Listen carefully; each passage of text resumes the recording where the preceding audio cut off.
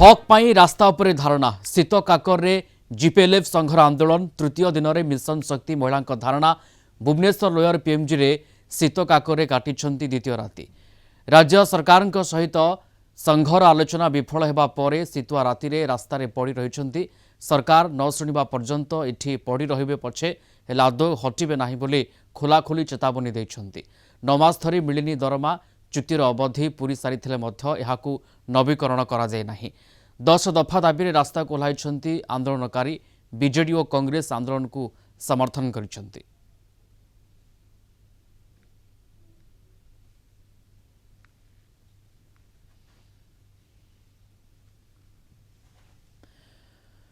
इस संपर्क में अधिक सूचना पाई आम सहित जोड़ी होती लाइव रे चिन्मय पट्टनायक भुवनेश्वर रिपोर्टर। चिन्मय जिद्रे अटल जेपर्यंत आमर हक आमर दाबी पूरण न होईची जेपर्यंत सरकार न शुणी से पर्यंत आम ये पड़ी रही एमती शीत काकर खरा वर्षा रे निज हक पाई लड़ाई करूँ धारणास्थल चित्र कौन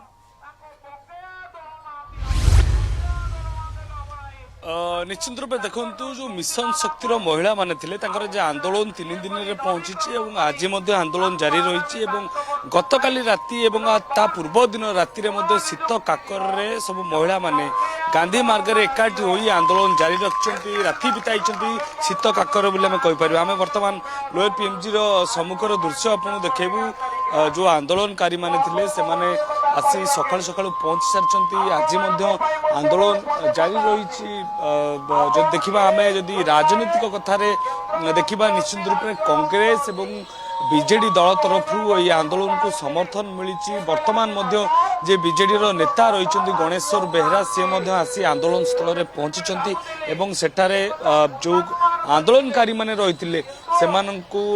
बर्तमान उद्बोधन दौरान सहित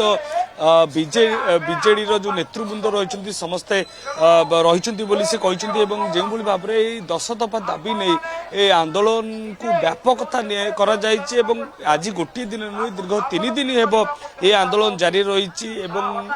जो 60-40 स्कीम माध्यम पुणी पुनर्बार नूतन पॉलिसी आने सरकार योजना करुँचे नहीं आंदोलनकारी सहित आलोचना करने को समस्त दाबी कर सहित आंदोलनकारी जोड़ी आम सहित आलोचना करवा मैडम आज 3 दिन में पहुंचला आपण आंदोलन आम देखिलु बीजेडी दल एवं कांग्रेस दल तरफ समर्थन मिली किंतु सरकारी स्तर में बर्तमान सुधा कौन आलोचना हो सरकार जिते प्रोजेक्टा को मानुना सहज समर्थन आसी करेंगे कि किंतु आमर आशा सरकार से ही समर्थन करेंगे शेष में आसिक आम पारिश्रमिक बकेया पारिश्रमिक दे आमको स्थायी नियुक्ति करेंगे तेणु सरकार शेष में रही निश्चिंत आसवे कारण एत गुड़े माँ का दुख केवे देखिपारे यही भोटर हयतो सी क्षुब्ध थे कि बजेट सर्ट थिला बोली प्रोजेक्टा को नष्ट करदेवा चाहूले किंतु आउ से जिन से पारे केबे भी पारे कारण जो 50-100 से प्रहसन उठातु कम जदि 50-100 नहीं दरमा दबार कहीं 50-100 रोचे तेणु सरकार निश्चय आसवे एवं शेष में आसवे एवं स्थायी नियुक्ति करके जीवे मैडम 9 मास हम दरमा न पाई कम करिया केमिति संभव पर जिनस गोटे आपण जो मिशन शक्ति जो महिला माने थिले 9 मास हम दरमा पाइने ता परे भी काम करथले आपण कोन काम करथले केमिति सरकार जो योजना रहितला योजना कार्यकारी कर तृणमूल स्तर रु जहा काम करूथुलु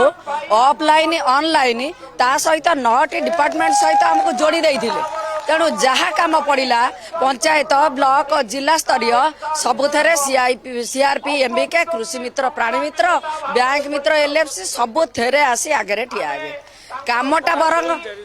जारी रहिला जेपर्यंत पाइनु आउ जीवु नाही एमती रहिबु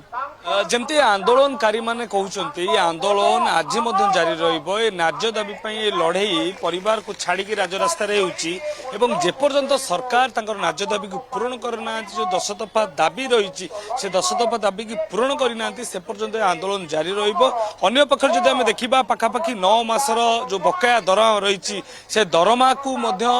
पाइबा पई से आंदोलन करुचंती तो निश्चित रूप से विभिन्न समय आम चित्र देखीचे कि लोयर पीएमजी रे